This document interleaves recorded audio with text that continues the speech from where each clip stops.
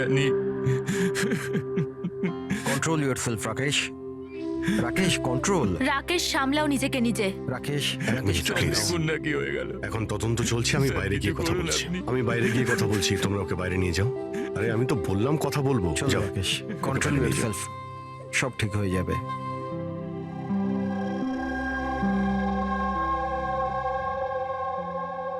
রাকেশ বলল হামলার সময় ও বাড়িতে একাই ছিল। প্রচুর রক্ত বেরিয়েছে।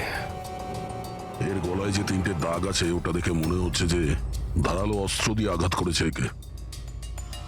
কিন্তু স্যার আঘাতটা তো ছুরির মনে হচ্ছে না। দাগটা অন্য কিছুর, গলার শিরা কেটে যাওয়ার কারণে এতটা রক্ত বেরিয়েছে। কিন্তু এই দাগগুলো দেখে মনে হচ্ছে যে কেউ আঘাত খুব কাছ থেকে করেছে। যদি কেউ ছুরি মেরেই থাকে তো খুনির পায়ের ছাপ নেই কেন?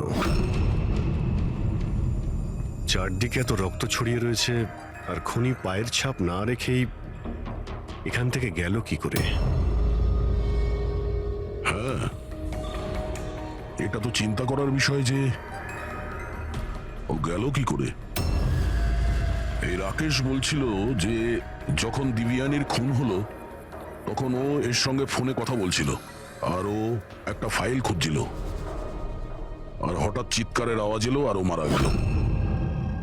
আমি একটা জিনিস বুঝতে পারছি না যে এত বড় ঘরে ওই খুনি এলো কি করে, যেটা দিব্যানী দেখতে পেল না। এটাই কিছু বুঝতে পারছি না। একদমই। যদিও খুনিকে ভিতরে ঢুকতে দেখতে পেত বা যদিও বুঝতেও পারতো তাহলে ও রিয়াক্ট করতো। রাকেশের সঙ্গে ফোনে কথা বলছিল, রাকেশও জানতে পারতো, কিন্তু এমনটা হয়নি। স্যার, আমরা পুরো বাড়ি খুঁজে ফেলেছি কিন্তু কোথাও মার্ডার উইপেন খুঁজে পাইনি।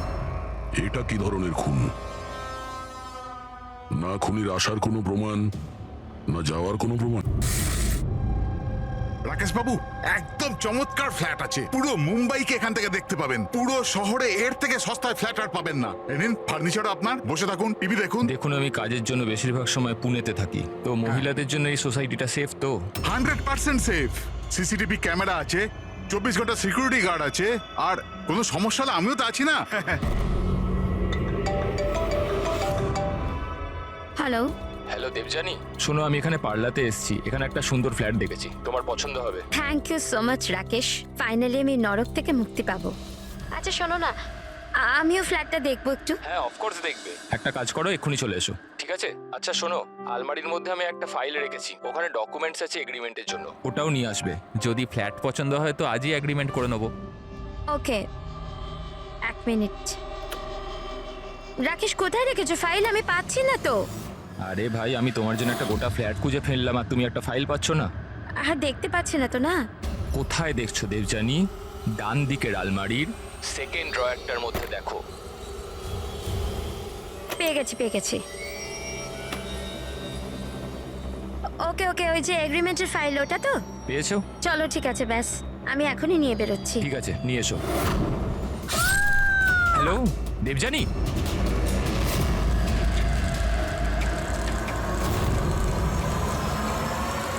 ACP sir,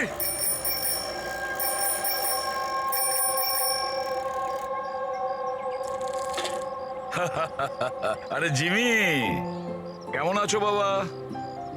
morning sir. Good morning Jimmy. আজ হঠাৎ কি মনে করে? কেমন আছো? স্যার খুব ভালো আছি স্যার, একদম আপনার মতো। আমার মতন? স্যার যদি আপনার মতো থাকি তাহলেই তো বড় হয়ে আপনার মতো সিআইডি অফিসার হতে পারবো। আরে বাহ, আমার মতন অফিসার হবে? সিআইডি তে এসিপি হবে? সেটার জন্য অনেক পড়াশোনা দরকার, এক্সামের প্রিপারেশনটা খুব ভালো দরকার, তাই না? কেমন চলছে তোমার প্রস্তুতি? একদম দারুণ স্যার। আর এক্সামে তো স্যার খুব ইজি কোয়েশ্চেন আসে। ভেরি গুড, বসো বসো।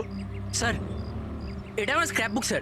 আমি এটার মধ্যে ক্রাইম হিস্ট্রি সলভ করেছি স্যার। মাই স্ক্র্যাপ বুক? এখানে ক্রাইম হিস্ট্রি আছে? হ্যাঁ স্যার, আপনি এটা দেখে আমাকে গাইড করুন না স্যার। স্যার আমি এখানে ইনফরমেশন অনেক আলাদা আলাদা জায়গা থেকে কালেক্ট করেছি আর সব সেভ করে রেখেছি স্যার। সব স্ট্যাম্প করে রেখেছি যাতে আমি সবকিছু একসাথে এক জায়গায় দেখতে পারি। আর স্যার এই যে এই পেজটা না, এখানে লেখা আছে যে কখন হয়েছে, কিভাবে হয়েছে, কোথায় হয়েছে। আর স্যার এর যে নেক্সট পেজটা না, ওটার মধ্যে একদম ফাইনাল ডিটেলস আছে। আচ্ছা, কিন্তু স্যার কিছু জিনিস মিসিং আছে যাতে আমি বুঝতে পারছি না কি করে হয়েছে। তো এই ক্রাইম এই বিল্ডিং এর আন্ডার কনস্ট্রাকশন হয়েছে? যে অপরাধ করেছে সে গম্ভীর করেছে, আর তুমি দারুণ কাজ করেছো। কিন্তু এই সব করার আগে লেখাপড়া ভালো করে করতে হয়, এক্সামে খুব ভালো নাম্বার পেতে হবে, তাহলে দেখবে তুমি একজন ভালো সিআইডি অফিসার হয়ে গেছো। যখন বড় হয়ে যাবে আমি তোমাকে গাইড করব ভালো সিআইডি অফিসার হওয়ার জন্য। Thank you sir. এবারে এই মিস্ট্রিটা আমরা কবে সলভ করব জানো? তোমার এক্সাম শেষ হওয়ার পরে আমরা দুজনে মিলে সলভ করব। না, ঠিক আছে sir, by sir. By.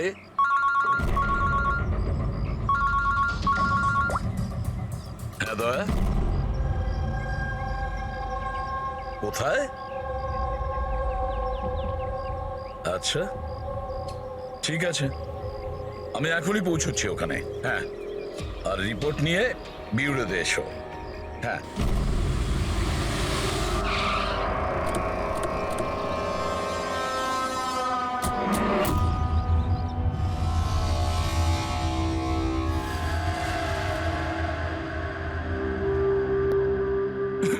Debjani, control yourself Rakesh. Rakesh control. Rakesh সামলাও নিজেকে নিজে। রাকেশ রাকেশ, please। দেখুন না কি হয়ে গেল। এখন তদন্ত চলছে, আমি বাইরে গিয়ে কথা করুন বলছি। আপনি। আমি বাইরে গিয়ে কথা বলছি, তোমরা ওকে বাইরে নিয়ে যাও। আরে আমি তো বললাম কথা বলবো। চলো যাও। রাকেশ, কন্ট্রোল ইউর সেলফ, সব ঠিক হয়ে যাবে।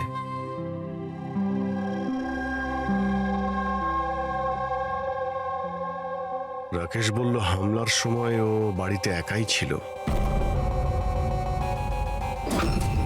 প্রচুর রক্ত বেরিয়েছে। এর গলায় যে 3টে দাগ আছে ওটা দেখে মনে হচ্ছে যে ধারালো অস্ত্র দিয়ে আঘাত করেছে একে। কিন্তু স্যার আঘাতটা তো ছুরির মনে হচ্ছে না। দাগটা অন্য কিছুর, গলার শিরা কেটে যাওয়ার কারণে এতটা রক্ত বেরিয়েছে। কিন্তু এই দাগগুলো দেখে মনে হচ্ছে যে কেউ আঘাত খুব কাছ থেকে করেছে। যদি কেউ ছুরি মেরেই থাকে তো খুনির পায়ের ছাপ নেই কেন? চারদিকে এত রক্ত ছড়িয়ে রয়েছে, আর খুনি পায়ের ছাপ না রেখেই এখান থেকে গেল কি করে? হ্যাঁ, এটা তো চিন্তা করার বিষয় যে ও গেল কি করে। এই রাকেশ বলছিল যে যখন দিব্যানীর খুন হলো তখন ও এর সঙ্গে ফোনে কথা বলছিল, আর ও একটা ফাইল খুঁজছিল, আর হঠাৎ চিৎকারের আওয়াজ এলো আর ও মারা গেল। আমি একটা জিনিস বুঝতে পারছি না যে এত বড় ঘরে ওই খুনি এলো কি করে, যেটা দিব্যানী দেখতে পেল না। এটাই কিছু বুঝতে পারছি না। একদমই। যদিও খুনিকে ভিতরে ঢুকতে দেখতে পেত বা যদিও বুঝতেও পারত, তাহলে ও রিয়াক্ট করতো। রাকেশের সঙ্গে ফোনে কথা বলছিল, রাকেশও জানতে পারতো, কিন্তু এমনটা হয়নি। স্যার, আমরা পুরো বাড়ি খুঁজে ফেলেছি, কিন্তু কোথাও মার্ডার উইপেন খুঁজে পাইনি। এটা কি ধরনের খুন? না খুনির আসার কোনো প্রমাণ, না যাওয়ার কোনো প্রমাণ। আর খুনটা এমন অস্ত্র দিয়ে হয়েছে যার ব্যাপারে জানাই যাচ্ছে না। খুনিকে ধরতে গেলে অন্তত এটা তো জানতেই হবে যে খুন করলো কি দিয়ে। স্যার হতে পারে দেবযানীর ওপর খুনি পিছন থেকে হামলা করেছিল, আর রিয়্যাক্ট করার আগেই হয়তো ওর মৃত্যু হয়েছে। অভিজিৎ, একটা কাজ করা যাক, এই ক্রাইম সিনটাকে আবার রিক্রিয়েট করে দেখি। হতে পারে জানতে পারা যাবে যে খুনি কোথা থেকে এসছে। ঠিক আছে দয়া, তুমি এই দিকটা দেখো, ততক্ষণ আমি প্রতিবেশীদের সঙ্গে কথা বলে আসছি।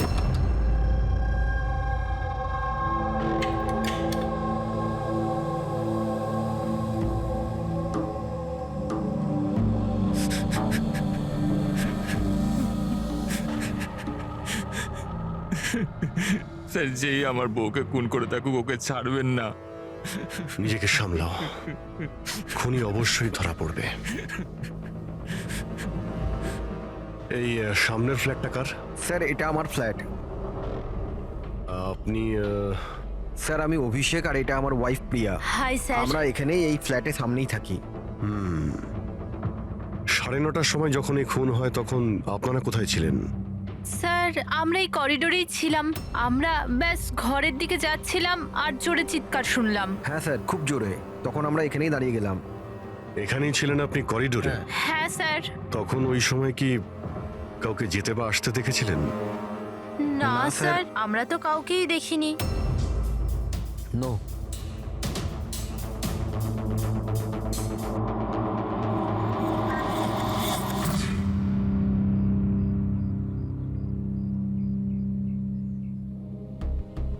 স্যার আমি আপনাকে দেখতে পাচ্ছি।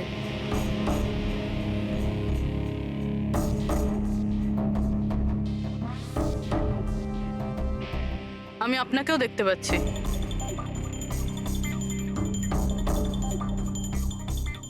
স্যার খুনি যেদিক থেকেই আসুক দেবযানী ঠিক দেখতে পেত।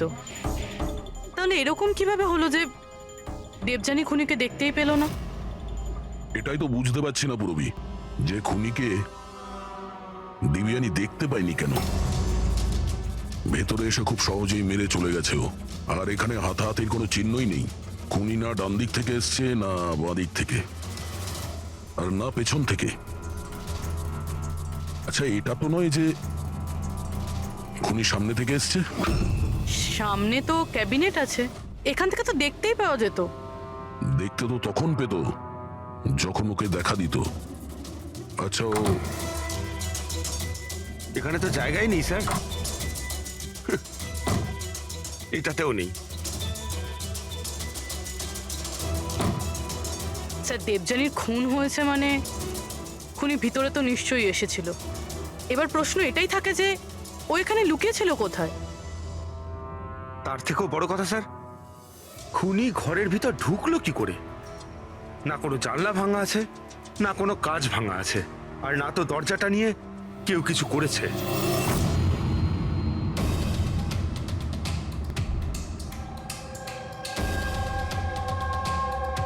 স্যার ওই সময় আমি ডিউটিতেই ছিলাম। কখন হলো আমি জানি না স্যার। তোমার কাউকে সন্দেহ হয়? একদম নয় স্যার।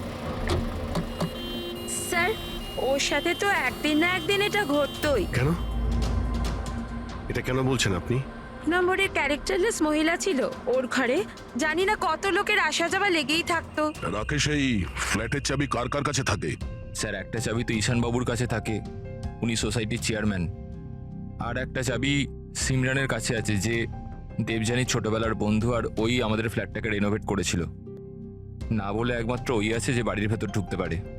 একটু সিমরানকে ডাকো। আমি এই সোসাইটির চেয়ারম্যান ঈশান, আর ইনি আমার স্ত্রী ভূমি। স্যার এই মহিলার জন্য পুরো সোসাইটি বিরক্ত ছিল।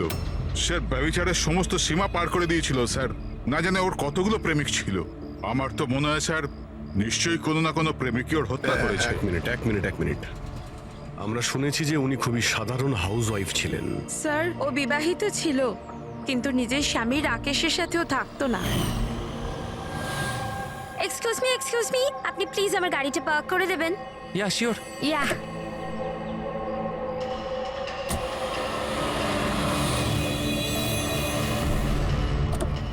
আরে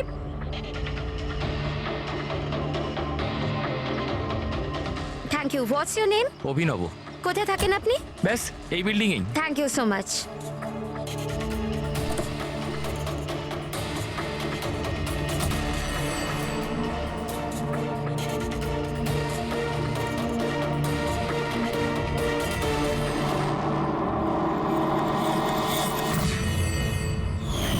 সোসাইটির ছেলেদের কাছে সাহায্য চাইতো বলে আপনারা ওনার ক্যারেক্টার নিয়ে আঙুল তুলছেন? হ্যাঁ, যদি এরকম ব্যাপার না হতো তাহলে আমরা কেন আঙুল তুলবো? স্যার দেবযানীর সঙ্গে বাজে শ্রেণীর লোকেরা দেখা করতে আসতো, আর যখন এই কথাগুলো জানাজানি হতো তখন ও কথাটা এড়িয়ে যেত, আর উল্টে লোকজনের বিরুদ্ধে হ্যারাস করার অভিযোগ আনতো। স্যার সিমরান। সিমরান, এই ঘরের একটা চাবি তোমার কাছে থাকে? হ্যাঁ স্যার। স্যার শুধু চাবিটা আমার কাছে বলে আপনি আমার সন্দেহ করছেন? দেবযানী আমার ছোটবেলার বন্ধু, আমি ওর খুন করিনি।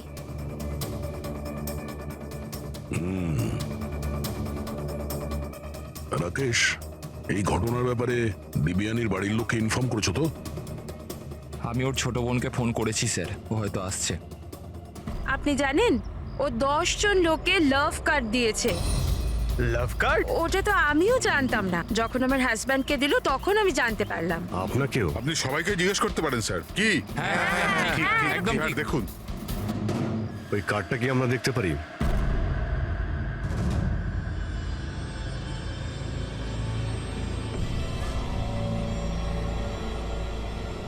স্যার আমি এসব ব্যাপারে কিছুই জানি না। আমি আমার কাজের জন্য পুনেতেই থাকি, আর মাসে হয়তো 3-4 বারই বাড়িতে আসতে পারি।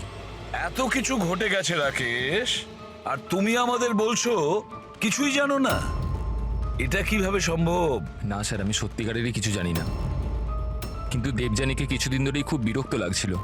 আসলে ও এই সোসাইটিতে থাকতে চাইছিল না। এর কারণ কি? স্যার আশপাশের লোকদেরও পছন্দ করতো না, বলতো করে নাকি খুব আনফ্রেন্ডলি আর রুড। এমনকি ওর ঘরটাও খুব একটা পছন্দ হতো না। ইনফ্যাক্ট ওর কথাতে আমি আজ সকালেই একটা নতুন ফ্ল্যাট বুক করেছিলাম। আমি জানতাম না যে আমার বউয়ের ক্যারেক্টারের লোক এইভাবে আঙুল তোলে। আসুন স্যার, ইনি রিয়া, দেবযানীর বোন। আসুন, বসুন।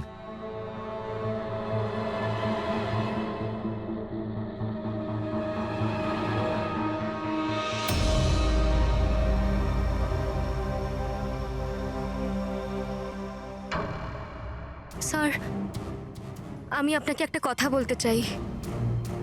যেভাবে সবাই খারাপ কথা বলছে না আমার দিদির ব্যাপারে, ওরম ছিল না স্যার। আমি জানি এটা কে করেছে। কে করেছে এটা?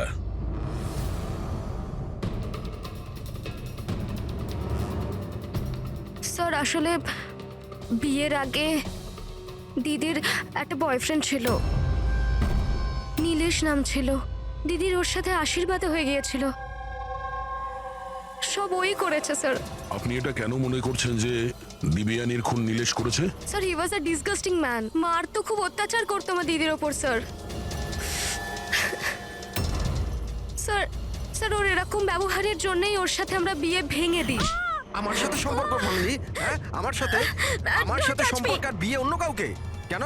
তোর বাবার কথায় না? কি কম আছে আমার মধ্যে? কাউকে বিয়ের কথা কখনো ভাবলে না? আমি তোকে আমার কথা শোনো, বিশ্বাস করো। How dare you! তোমার সাহস কি করে হয় আমার দিদির উপর হাত তোলার? হ্যাঁ, আমার দিদি তোমার সাথে বিয়ে করবে না, এইটুকু কথা তোমার মাথায় ঢোকে না? না হ্যাঁ, তোকে মেরে ফেলবো, আমি প্রাণে মেরে ফেলবো, বুঝলি? আমাকে ছাড়া কখনো কাউকে বিয়ে করার কথা ভাবিস তো? কিছুদিন বাদে ও দিদিদের পাশের একটা বিল্ডিং এ শিফট হয়েছিল স্যার। ওই দিনটার পরে দিদির ফোনের হুমকির কল মেসেজ দিদির কাছে রোজ আসতো স্যার। এমনকি কিছু লোক দিদির বাড়িতে রোজ আসতো স্যার। স্যার আমি বলছি স্যার, এই সব নীলেশের কাজ স্যার। আর ওই সোসাইটির চেয়ারম্যান ঈশান স্যার, ও আমার দিদিকে বদনাম করার একটাও সুযোগ ছাড়েনি। ও এটা কেন করতে যাবে? ও ও ও এই জন্য, কারণ ওর নজর দিদির ওপর ভালো ছিল না স্যার। ও ওকে একা পেয়ে ওর সুযোগ নিতে চেয়েছিল স্যার। আর যখন এটা করতে পারলো না স্যার, তখন ওর দিদির বদনাম করতে শুরু করে দিল। নীলেশ আর ঈশান, নীলেশ ওর বিয়ে ভেঙে যাওয়ায় প্রতিশোধ নিতে চায়, আর ঈশানের মেয়েলিগোতে আঘাত লেগেছে, সেই কারণেও দিব্যানীকে বদনাম করার চেষ্টা করছে। রাকেশ, ঈশান আর নীলেশের ব্যাপারে তুমি কিছু জানো? আমাকে কেউ কখনো কিছু বলেনি, কিন্তু একটা রবিবার আমি বাড়িতেই ছিলাম, আর রাত্রির প্রায় তখন 11টা, বাড়ির বেলটা বাজলো। যখন আমি দরজা খুললাম তো সামনে একটা লোক দাঁড়িয়েছিল, আমাকে দেখতেই পালিয়ে গেল ওখান থেকে। আমি ওকে আটকানোর চেষ্টা করেছিলাম, কিন্তু ততক্ষণও চলে গেছে। ঠিক আছে, তোমরা এখন যেতে পারো। যদি আমাদের দরকার পড়ে তোমাদের ডেকে নেব।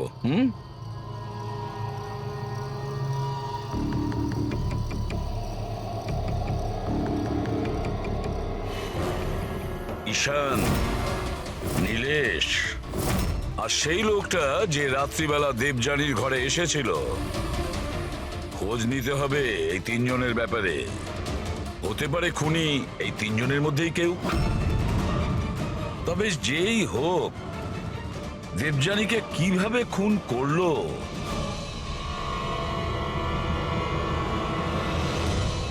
বস, দেবযানীর ওপর খুব ছুঁচলো ধারালো জিনিস দিয়ে আঘাত করা হয়েছে। যে 3টে ক্ষত আছে, এই যে এই কাঁধের ওপর, এর কারণে ওর নার্ভ কেটে গেছে। আর এই যে 2টো ক্ষত কাঁধের ওপর। অদ্ভুত ব্যাপার হচ্ছে, এই যে 3টে ক্ষত আছে, এগুলো একে অপরের থেকে সমান দূরত্বে আছে। আর একটা সারপ্রাইজিং ব্যাপার, এই 3টে ক্ষতর ডেপথ একেবারে সমান, 3 ইঞ্চি। হয়তো খুনি খুন করার জন্য একই অস্ত্র ব্যবহার করেছে, আর হয়তো সমানভাবে আঘাত করেছে, তাই ক্ষতর পরিমাণ একই 3 ইঞ্চি। হতে পারে, এরকম হতে পারে, কিন্তু এখানে এই কেসটাতে নজর করবার মতো বিষয় হচ্ছে যে দেবযানীর যে ক্ষতগুলো আছে তাতে কোনো অ্যাঙ্গেল নেই। এই আঘাত পুরো উপর থেকে করা হয়েছে, সোজা এইভাবে সোজা। আঘাতের সময় দেবযানী দাঁড়িয়েছিল, আর হিল সহ এর হাইট হবে প্রায় 5 ফিট 7 ইঞ্চি। আর ওকে এইভাবে আঘাত করার জন্যে খুনির হাইট হতে হবে কম করে 6 ফুট 2 ইঞ্চি, তবেই এরকম আঘাত হবে, না হলে নয়। দেখো সালুকে, খুনির উচ্চতা যদি 6 ফুটের বেশি হয় তাহলে ক্যাবিনেটের মধ্যে কি করে লুকিয়ে থাকবে, আর লুকিয়ে আঘাতও করতে পারবে না। আর সে যদি দেবযানীর পেছন দিক দিয়ে কেউ আসে তাহলে দেবযানী জানতে পেরে যেত, আর সে তখন নিজেকে বাঁচানোর চেষ্টা করত। এখন প্রশ্ন হলো, সে খুনটা করলো তো করলো কিভাবে? আর স্যার, যদি কোনো লোক দরজা বা জানালা দিয়ে ভিতরে ঢুকতো বা বাইরে বের হতো তাহলে কেউ না কেউ তোকে দেখতে পেত। কেউ তো দেখতেই পায়নি।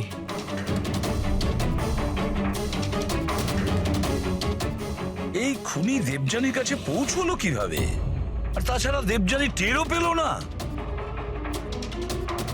আর তারপরে এমন কোন অস্ত্র ব্যবহার করেছে ওই খুনি যে এইভাবে আঘাত করতে পারে? কি দিয়ে মেরেছে? জানি না কেন আমার মনে হচ্ছে যে এমন কিছু আছে যেটা আমরা দেখতে পাচ্ছি না। ওখানে ওই খুনি কোথা থেকে এসছে আমরা জানি না। ক্রাইম সিনে মার্ডার ওয়েপন পাইনি। এমন মনে হচ্ছে যে ওই যে ক্যাবিনেট আছে স্যার, ওর মধ্যেই দিবিয়ানের মৃত্যুর রহস্য লুকিয়ে আছে স্যার। আবার গিয়ে একবার দেখা যাক স্যার কোনো প্রমাণ পাই কিনা। ঠিক বলেছো দয়া। হেডরিক, একটা কাজ করো, তুমি ওই সোসাইটিতে গিয়ে ওই সোসাইটিতে যে কয়জন লোক আছে যারা 6 ফুটের থেকে লম্বা তাদের সবার লিস্ট নিয়েছো। আর তাছাড়া এটাও খবর নাও যে দেবযানীর বাড়িতে রাত্রি 11টার সময় কে এসেছিল, যে রাকেশকে দেখে পালিয়ে গেছে। দেবযানীর পুরো ফোন রেকর্ড চেক করো, ল্যান্ডলাইনের রেকর্ডও আর মোবাইল ফোনের রেকর্ডও। আর আমরা এই ঈশান আর নীলেশের সঙ্গে কথা বলি।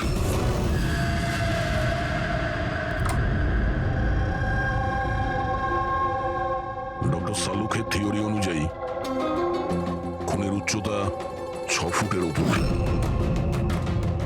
স্যার, তাহলে তো ঢুকবে কিভাবে? এটাই তো ভাবছি।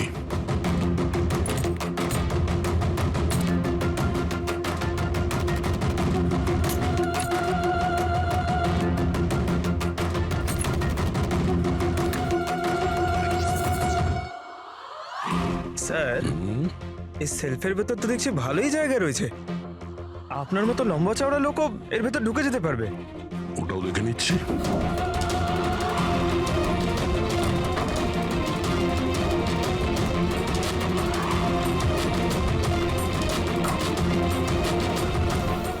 যদি এই সেলফগুলো বার করে আমার মতো লোক ওইখানে ধরে যায়, হতে পারে খুনিও এখানে ছিল। স্যার, তাহলেও তো এই প্রশ্নটাই থেকে যাচ্ছে যে দেবযানী খুনিকে দেখে ফেলতো আর চেঁচাতো। কি দেখছেন স্যার? ক্যাবিনেটের মধ্যে কোনো মেকানিজম নেই তো, যার জন্য দিবিয়ানির খুন হয়েছে, কিন্তু এরকম কিছু দেখতে পাচ্ছি না তো। স্যার, খুনি কোনো প্রমাণ ছাড়েনি। মার্ডার ওয়েপনও খুঁজে পাচ্ছি না। দিবিয়ানির খুন কি করে হলো এটাও বুঝতে পারছি না। দিবিয়ানির খুন হলো কি করে? একটা কাজ করো, এই ক্যাবিনেটের মধ্যে যতগুলো আঙুলের ছাপ আছে সব নিয়ে নাও। হতে পারে দেবযানী তার খুনিকে দেখেছিল, কিন্তু সে বেঁচে নেই যে আমাদেরকে বলবে। কে হতে পারে খুনি, আর দেবযানীকে মারলো কিভাবে? কিভাবে মারতে পারে? খুনি খুবই চালাক স্যার। হ্যাঁ, চালাক তো বটেই, কিন্তু কতদিন লুকিয়ে থাকবে? কতদিন? স্যার, এই 4টে লোক আছে সোসাইটিতে যাদের উচ্চতা 6 ফুট বা তার বেশি। অভিষেক, ঈশান, ওয়াচম্যান, ভূমি। স্যার, এ হাই হিল পরে, হিল পরার পরের উচ্চতা 6 ফুট হয়ে যায়। কিন্তু অভিজিৎ, এই 4 জনের মধ্যে কে হতে পারে যে দেবযানীকে খুন করেছে? ওই ক্যাবিনেটে কে লুকিয়ে বসেছিল? কে হতে পারে? দিদির একটা বয়ফ্রেন্ড ছিল, নীলেশ নাম ছিল। অনেক বড় গুন্ডা তুই, হ্যাঁ?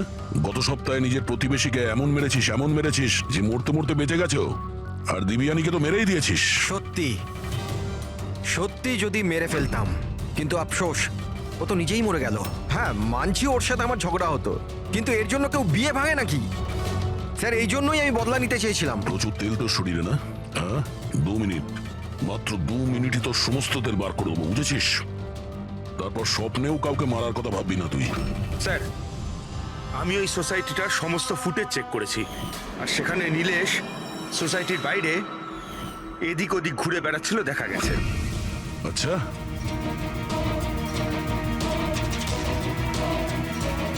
কি করতে যেতিস ওখানে?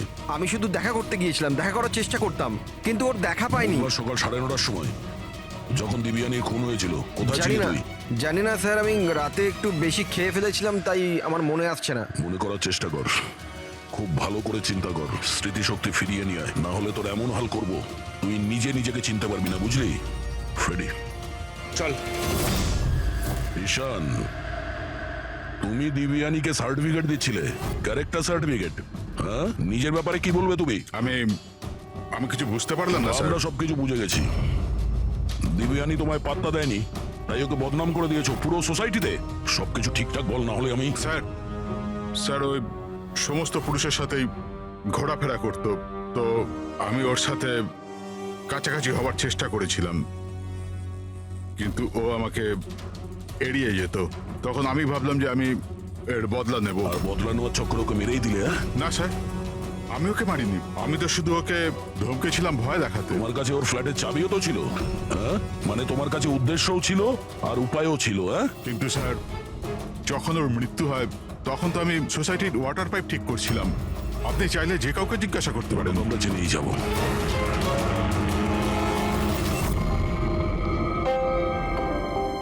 স্যার, হ্যাঁ, এই ঈশান আর নীলেশ, এদের দুজনের মধ্যে কেউ একজন খুনি হতে পারে স্যার। দুজনের কাছে কারণ ছিল খুন করার, কিন্তু কোনো পোক্ত প্রমাণ হাতে পাইনি। আরো কিছুটা এনকোয়ারি করতে হবে। সে যেই হোক, নিজেকে খুব চালাক মনে করে সে। আচ্ছা দয়া, দেবযানীর বাড়িতে রাত্রি 11টার সময় যে এসেছিল, সে কে, কিছু জানতে পেরেছো? হ্যাঁ স্যার, ওনার নাম সুনীল, বাইরেই বসে আছে। স্যার দেবযানীর সাথে আমার কথা ডেটিং সাইটে হয়েছিল। ডেটিং সাইটে? ইয়েস স্যার, তারপর আমাদের মেলেও কথা হতো স্যার। আর দেবযানী আমায় বাড়িতে দেখা করতে ডেকেছিল, আর আমি দেখা করতে গিয়েছিলাম স্যার, কিন্তু ওর বরকে থেকে ঘাবড়ে গেছিলাম স্যার। ভয়ের চোটে আমি ওখান থেকে পালালাম স্যার। পুরবি, দেবযানীর ডেটিং সাইট চেক করো, আর ওর ইমেলও চেক করো, দেখা তো যাক এ কতটা সত্যি বলছে। স্যার স্যার দেখুন, দিদির ফোনে কেউ জীবন নামের ব্যক্তি বারবার ফোন করছে আর উল্টোপাল্টা কথা বলছে। আপনি একবার দেখে নিন স্যার। দেখি তো এর নাম্বার কি আছে।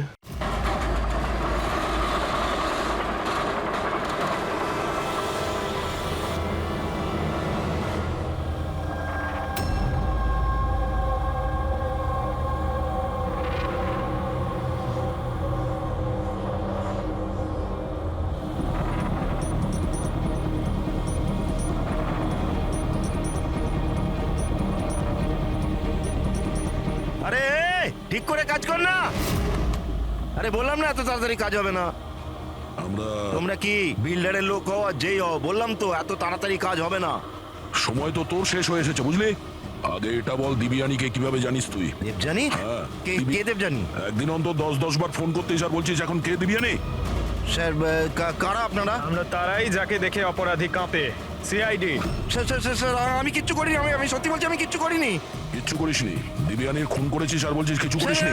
আমি দীপিকা আছি স্যার, আমি খুন করিনি, বিশ্বাস করুন স্যার। ফোন না করলে 10 বার করে ফোন করতিস কেন? স্যার অ্যাকচুয়ালি আমি দেবজানুর নাম আর নাম্বার পেয়েছিলাম, সেই জন্য মাঝে মধ্যে ভেবেছিলাম বিরক্ত করবো, আর কিচ্ছু নয় স্যার, বিশ্বাস করুন, আর কিচ্ছু নয়। কে দিয়েছে তোকে এই নম্বর? আমি সত্যম কমপ্লেক্সে কিছু কাজের জন্য গিয়েছিলাম, তো বাথরুমের দেওয়ালে ওর নাম আর ফোন নাম্বার লেখা ছিল স্যার। তো আমি ওকে ফোন করি, কিন্তু আমাকে বকতে থাকে। আমি বুঝতে পারি ও খুব ভদ্র একজন মেয়ে। স্যার আমি ওর খুন করিনি, দিব্যি কালছি স্যার, বিশ্বাস করুন আমি খুন করিনি ওর। পঙ্কজ, একটু চেক করো তো সত্যম কমপ্লেক্স।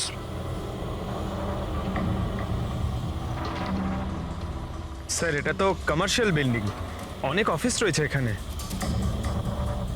ও নিশ্চয়ই ওখানে রোজউড সোসাইটির কেউ আছে যে সত্যম কমপ্লেক্সে কাজ করে, যে দিবিয়ানিকে একটু বেশি ঘৃণা করত।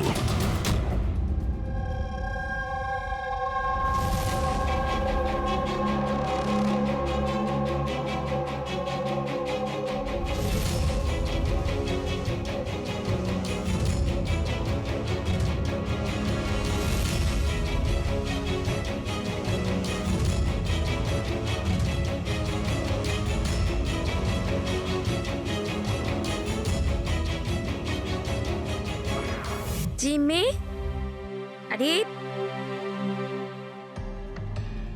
জিমি বাবা, এইসব কি করছো তুমি? সামনে তোমার পরীক্ষা আছে। দেবযানীর মার্ডার মিস্ট্রি সলভ করছি মা।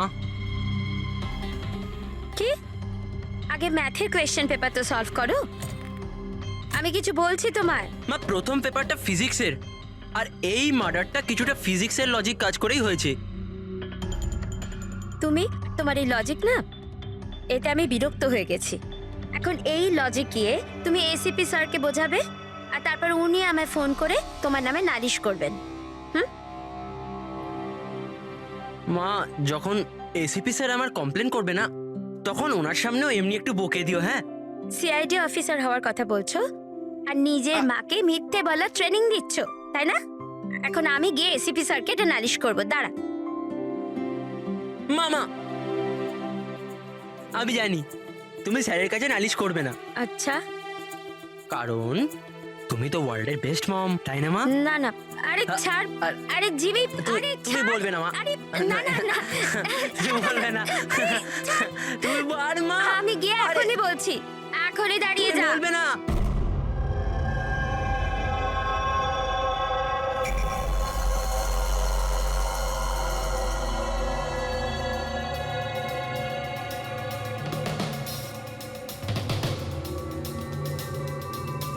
স্যার মনে হচ্ছে ও সোসাইটিরই কেউ হবে, যার ওই কমপ্লেক্সের সঙ্গে যোগাযোগ আছে। স্যার আমি দেবযানী আর সুনীলের সব মেসেজ চেক করেছি, একটা অবাক করার মতন বিষয় জানতে পেরেছি। কি জানতে পেরেছো? স্যার দেবযানী যখনই মেল পাঠিয়েছে, ও ওর আইপি অ্যাড্রেস রিডিউট করে দিয়েছিল। রিরুট মানে কোন কম্পিউটার থেকে মেসেজ পাঠানো হয়েছে সেটা যেন কেউ জানতে না পারে। আর তাছাড়া স্যার একবারেই দেবযানী নিজের আইপি অ্যাড্রেস বদলাতে ভুলে গেছিল। এতে অবাক হওয়ার কি আছে? স্যার ব্যাপারটা হলো যে ওই অ্যাড্রেসটাও দেবযানীর নয়, কার ওটা? দেবযানীর প্রতিবেশী পিয়ার। আর এটা আমার ওয়াইফ প্রিয়া। Hi sir. আমরা এখানেই এই ফ্ল্যাটের সামনেই থাকি। তার মানে প্রিয়া ডেটিং সাইটে দেবযানীর প্রোফাইল বানায়, ওই তাহলে মেসেজগুলো পাঠাচ্ছিল। স্যার সত্যম কমপ্লেক্সে রোজউড সোসাইটির ভূমি কাজ করে। দেবযানীর প্রতিবেশী ভূমি আর প্রিয়া। এবার দেবযানীর মৃত্যুর পেছনে সত্যিটা কি সেটা তো ভূমি আর প্রিয়াই বলতে পারবে। এসিপি স্যার, এসিপি স্যার, আরে এসিপি স্যার, আমি খুঁজে বার করেছি। কি খুঁজে বের করেছো? এটাই যে দেবযানীর মৃত্যু কিভাবে হয়েছিল। দেবযানীর মৃত্যু কিভাবে হয়েছিল? ড্রোন দিয়ে হয়েছিল দেবযানীর মৃত্যু। ড্রোন থেকে? ইয়েস স্যার, এই দেখুন স্যার, আমার মনে হয় ওই ড্রোনটা এই জানলাটা দিয়ে ভেতরে এসেছিল, আর ওই ড্রোনটায় নাইস লাগানো ছিল, আর কিলার ড্রোনটাকে রিমোট দিয়ে কন্ট্রোল করেছে, আর ওটা দিয়ে মেরেছে ওনাকে। জিমি, যদি ড্রোন দিয়ে দেবযানীকে মারা হয়ে থাকে তাহলে ড্রোন আসার শব্দ তো ও পেত, আর ও ড্রোন থেকে নিজেকে বাঁচানোর চেষ্টা করতো, তাই তো? হ্যাঁ স্যার, এটা তো আমি ভাবিনি। হ্যাঁ। কিন্তু স্যার এরকম হতে পারে যে ও স্পাইডারম্যানের মতন ওপরে আটকে বসেছিল, তাই উনি ওকে দেখতে পাননি, আর যখন উনি এলেন তখন ও মেরে দিল। জিমি, তুমি পড়াশোনা কম আর সিনেমা বেশি করে দেখছো। তুমি নিশ্চয়ই স্কুলে পড়েছো যে যে জিনিসই ওপরে যায় সেটা নিচে আসেই, আসতেই হয়। কেন বলো? গ্র্যাভিটির কারণে, মাধ্যাকর্ষণ শক্তির জন্য। যাও মন দিয়ে পড়া করো, পরীক্ষার জন্য রেডি হও। হ্যাঁ, আমরা এখন কাজে বেরোচ্ছি। বা ভাই, বাই। আমি আমি ফিরে আসবো, ফিরে আসবো।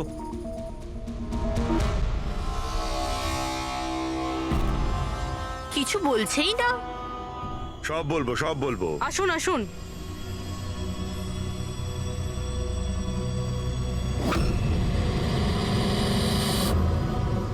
স্যার আমাদেরকে এখানে কেন রাখা হয়েছে? খুব শখ ছিল তোমার না ডেটিং সাইটে অন্যের প্রোফাইল বানানো? হ্যাঁ, স্যার আমি কিছু বুঝতে পারলাম না। তোমাদের লজ্জা হওয়া উচিত। একজন মেয়ে হয়ে আরেকজন মেয়েকে তোমরা বদনাম করতে চাইছিলে। তুমি দেবযানীর ডেটিং সাইটে নকল প্রোফাইল বানিয়েছিলে, লোকেদের মেলও করেছিলে যাতে ওর বদনাম হয়। স্যার আপনাদের কোথাও নিশ্চয়ই ভুল হচ্ছে। প্রমাণ আছে আমাদের কাছে। তুমি তোমার আইপি অ্যাড্রেস চেঞ্জ করোনি পিয়া? কিন্তু আমাকে কেন ডাকলেন এখানে? আপনাকে? আপনি তো দেবযানীর নাম আর নাম্বার বাথরুমে লিখে দিয়েছিলেন। না স্যার, আর আমি এরকম কেন করব? আচ্ছা, ওই সুইপারকে ডাকবো যাকে টাকা দিয়েছিলে তুমি এই সব কাজ করার জন্য? হ্যাঁ, স্যার এইবার তো পরিষ্কার, এই দুজন মিলেই দেবযানীকে মেরেছে। হ্যাঁ অভিজিৎ, এদের উপর ব্যবস্থা নেওয়া শুরু করা যাক। না স্যার, প্লিজ আমাদের ওপর বিশ্বাস করুন, আমরা ওকে মারিনি। স্যার আমরা দুজন মিলে ওকে বদনাম করার চেষ্টা নিশ্চয়ই করেছিলাম, কিন্তু আমরা ওকে মারিনি। হ্যাঁ স্যার, আমরা চাইতাম যে ও এখানে যেন না থাকে, তাই জন্য এসব করেছিলাম আমরা। কিন্তু যখন ও চলেই যাচ্ছিল, তাহলে আমরা কেন ওকে এভাবে মারতে যাব? কিন্তু তোমরা কেন চাইছিলে না যে ওই সোসাইটিতে থাকুক? হ্যাঁ, স্যার দেখুন, এরকম যে দিব্যানী বেশিরভাগ সময় বাড়িতে একা থাকতো, আর সোসাইটির সব ছেলেরা ওর সুন্দরতার প্রশংসা করত, তো আমরা একটু ইনসিকিউর হয়ে গেছিলাম যে আমাদের হাজবেন্ডসরাও ওরকম না হয়ে যায়। বিশ্বাস হয় না যে একজন মেয়ে হয়ে তোমরা একটা মেয়ের সঙ্গে এইরকম ব্যবহার করতে পারলে। এবার বাকি কৈফিয়ত হাজতে গিয়ে দিও। এতে নিয়ে যাও পুরবি। যান যান আপনারা যান। চলো।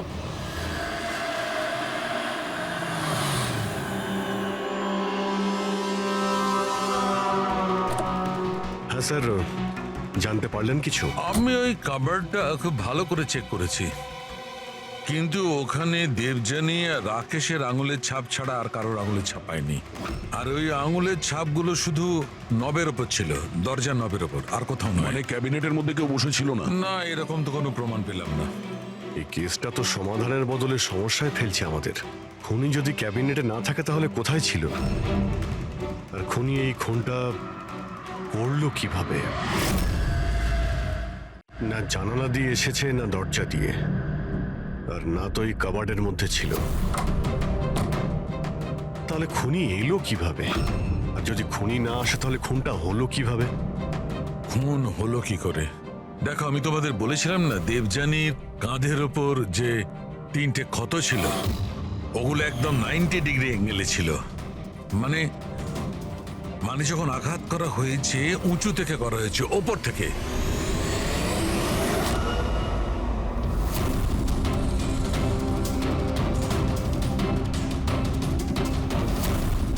উপর থেকে নিচে। ফ্রেডরিক, তুমি এই লাইটগুলো অন করো তো। আরে 3টে বাল্ব তো জ্বলছেই না, ফিউজ হয়ে গেল নাকি এগুলো? ফিউজ তো উঠতে পারে না, ঝাড়গুলো নতুন, এর মধ্যেই লাগানো হয়েছে। দেবযানীর কাঁধের উপরে 3টে ক্ষত ছিল, আর এটা 3টে বাল্ব অফ। ফ্রেডরিক, তুমি এগুলো নিচে নামাও তো। বোধহয় দেবযানীর মৃত্যুর রহস্য এর মধ্যেই রয়েছে।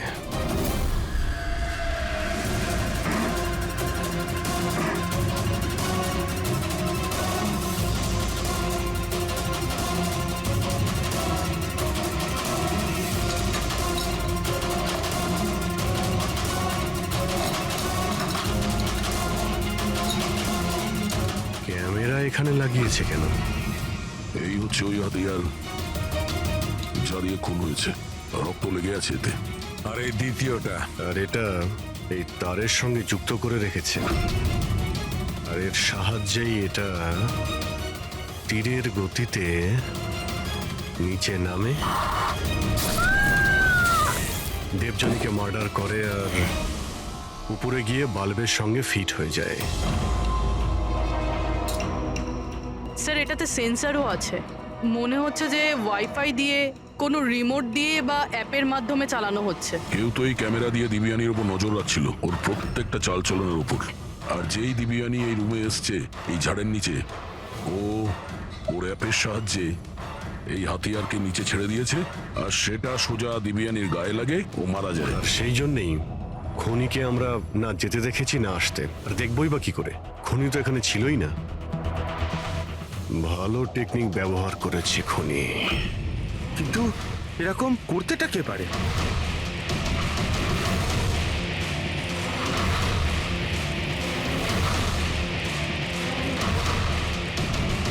স্যার, খনিকে চিনতে পেরে গেছি।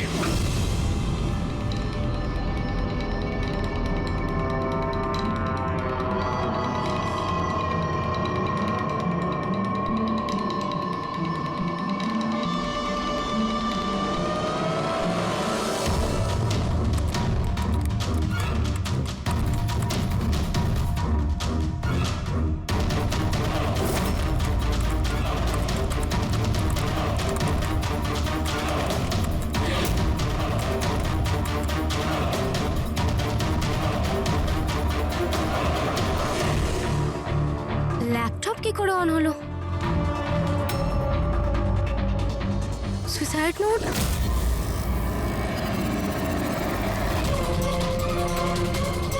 কে?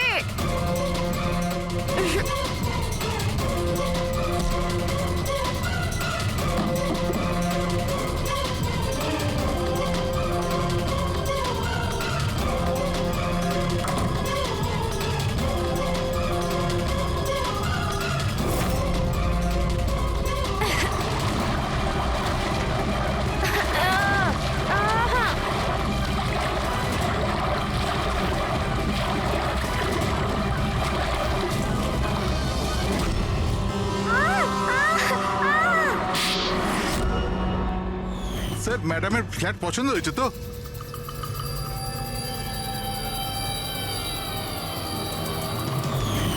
যখনই আমরা এই স্যান্ডেলিয়ারের ওপর মেকানিজম দেখলাম, আমরা বুঝতে পারলাম যে সবের পেছনে সিমরান তুমি আছো। কারণ তুমি দিবিয়ানির ঘরের রিনোভেশন করেছিলে কয়েকদিন আগে। আমি যা কিছু করেছি সব রাকেশের কথাই করেছি, কিন্তু ও এতটাই খারাপ মানুষ যে ও আমাকেও মারার চেষ্টা করেছে, যাতে ওর রাস্তা পরিষ্কার হয়ে যায়। কিন্তু তুমি এটা কেন করলে? দেবযানী আমার বন্ধু ছিল ঠিকই, কিন্তু আমি ওকে ছোটবেলা থেকেই অপছন্দ করতাম। কারণ ওর ভালো মানুষের জন্য সবাই ওকে আমার থেকে বেশি অ্যাপ্রিসিয়েট করতো। আমার খুব হিংসে হতো। আর এই রাকেশ আমায় উৎসাহ দিল আর ওকে মারার প্ল্যান বানালো, যেটাতে আমি ছিলাম না। কিন্তু হ্যাঁ, ওর সঙ্গ নিশ্চয়ই দিয়েছি। ডান দিকের আলমারির সেকেন্ড ড্রয়ারটার মধ্যে দেখো।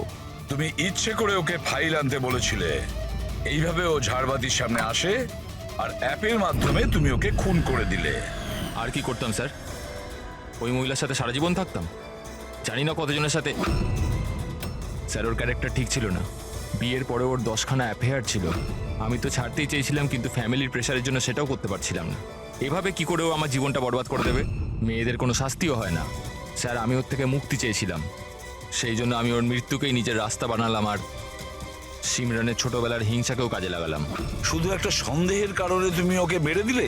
স্যার, সন্দেহ ছিল না, আমি জানতাম। শুধু 1-2 জন নয়, পুরো সোসাইটি ওর কাণ্ডকলাপ আলোচনা করত।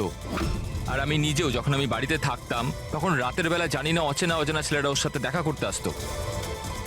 এরকম মহিলার সাথে কেউ কি করে থাকবে স্যার? এটা তুমি কি করেছো রাকেশ?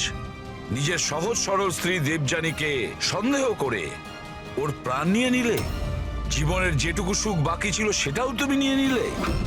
এবার তোমরা দুজন জেলের গড়াদের পিছনে পৌঁছতে থাকবে।